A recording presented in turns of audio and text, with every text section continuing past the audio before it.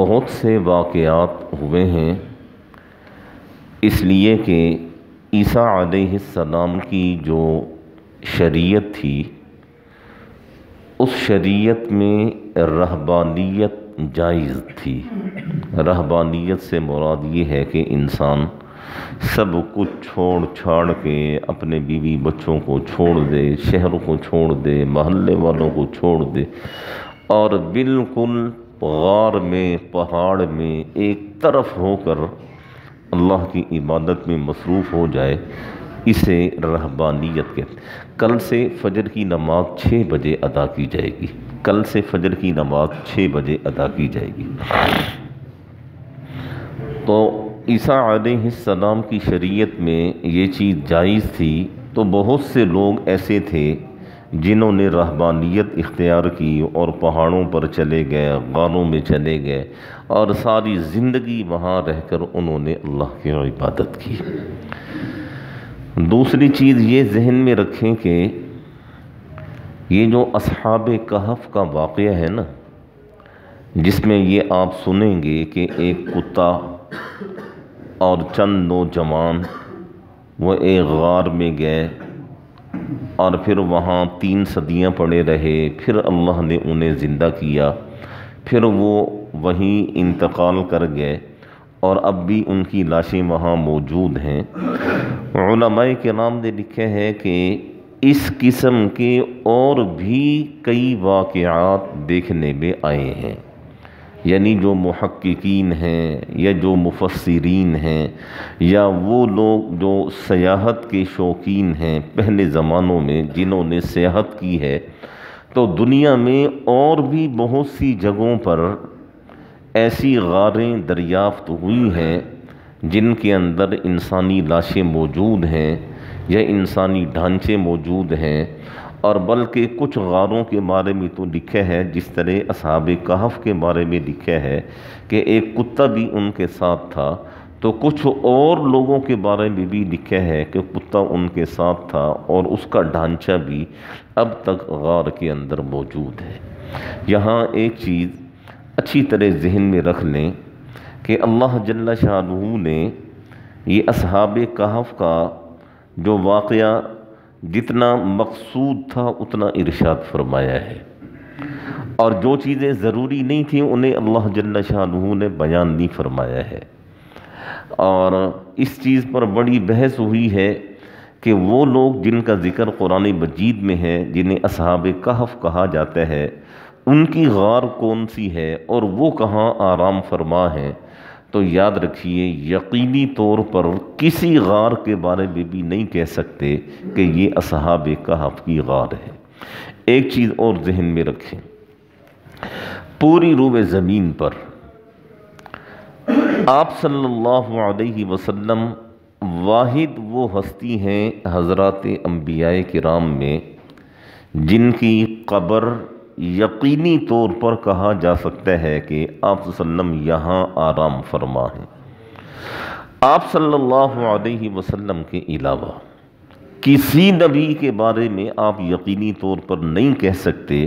کہ وہ نبی اس جگہ آرام فرما ہیں، حالانکہ بڑے بڑے مزار بنے ہوئے ہیں، بڑی بڑی قبریں بنی ہوئی ہیں اور لوگ جاتے ہیں، ایک مخلوق کا بڑا حصہ حضرات انبیاء کرام کی قبور پر جاتا ہے، لیکن یقینی طور پر نہیں کہا جا سکتا کہ یقیناً یہی قبر فلاں نبی کی ہے۔ یہاں علماء کرام نے ایک ضابطہ بیان فرمایا ہے کہ ابہموا ما ابہمہ اللہ، جس چیز کو اللہ نے پوشیدہ رکھا ہے نا، تو اس کی ٹو میں نہیں جانا چاہیے، بس اسے ایسی چھوڑ دینا چاہیے۔ اللہ جل شانہ نے یہاں کہیں پوری صورت میں کہیں نہیں فرمایا کہ یہ واقعہ روئے زمین کے کس خطے میں ہوا ہے یا ان کی غار روئے زمین کے کس خطے میں ہے، نہیں، یہ اندازے ہیں، تخمینے ہیں، روایات ہیں، کسی نے کچھ کہا، کسی نے کچھ کہا، کسی نے کہا فلاں علاقے میں، کسی نے کہا فلاں علاقے میں، بات یہیں آ کے ختم ہو جاتی ہے کہ ابہموا ما ابہمہ اللہ، جس چیز کو اللہ نے پوشیدہ رکھا ہے بس اسے پوشیدہ ہی رہنے دیا جائے اور اس کی ٹو میں نہ پڑا جائے۔ یہ اصحاب کہف ان کا واقعہ کیا ہے؟ علماء کرام نے لکھا ہے کہ یہ 7 نوجوان تھے، بعض علماء نے لکھا ہے کہ یہ 8 نوجوان تھے، بعض نے لکھا ہے کہ یہ 6 نوجوان تھے۔ حقیقت یہ ہے کہ اللہ ہی بہتر جانتے ہیں کہ یہ 6 تھے یا 7 تھے یا 8 تھے۔ ایک ان کے ساتھ ان کا کتا تھا۔ یہ جو نوجوان تھے یہ عام لوگ نہیں تھے، بلکہ یہ بادشاہوں کی اولاد اور امراء کی اولاد تھے، وزیروں کی اولاد تھے، اور بڑے لوگ تھے اور کھاتے پیتے لوگ تھے۔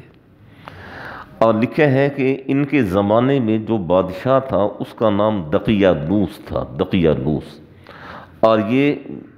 جس علاقے میں رہتے تھے اس زمانے میں اس جگہ کا نام شہر افسوس تھا، افسوس۔ اور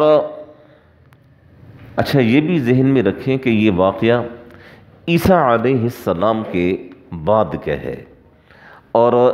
ایک روایت میں آتا ہے کہ یہ لوگ اپنی قبروں سے کب بیدار ہوئے؟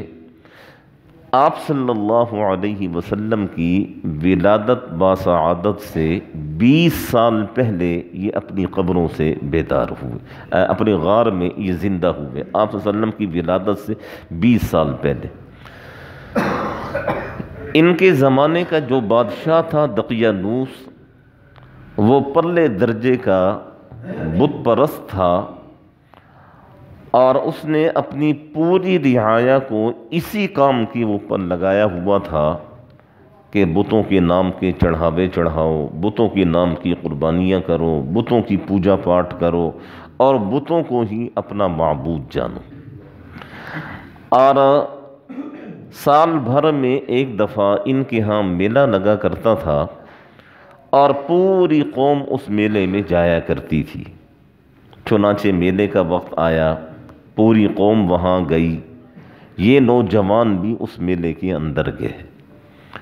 اور ان نوجوانوں نے وہاں قوم کے حالات کو دیکھا۔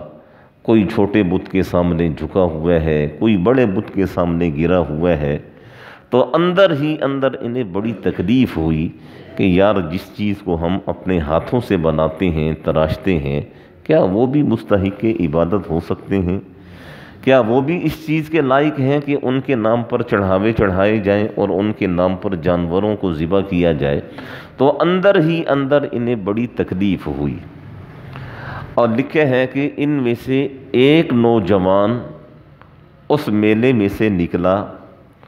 اور الگ تھلگ جگہ کے اوپر آ کر ایک درخت کے نیچے بیٹھ گیا اور افسوس کرنے لگا اپنی قوم کے اوپر۔ تھوڑی دیر کے بعد ایک اور نوجوان نکلا، وہ بھی اسی درخت کے نیچے آ کر بیٹھ گیا۔ تھوڑی دیر کے بعد ایک اور نکلا۔ یہ 6-7 جتنے بھی نوجوان تھے یہ آہستہ آہستہ وہاں سے نکلے اور اس درخت کے نیچے آ کر بیٹھ گئے۔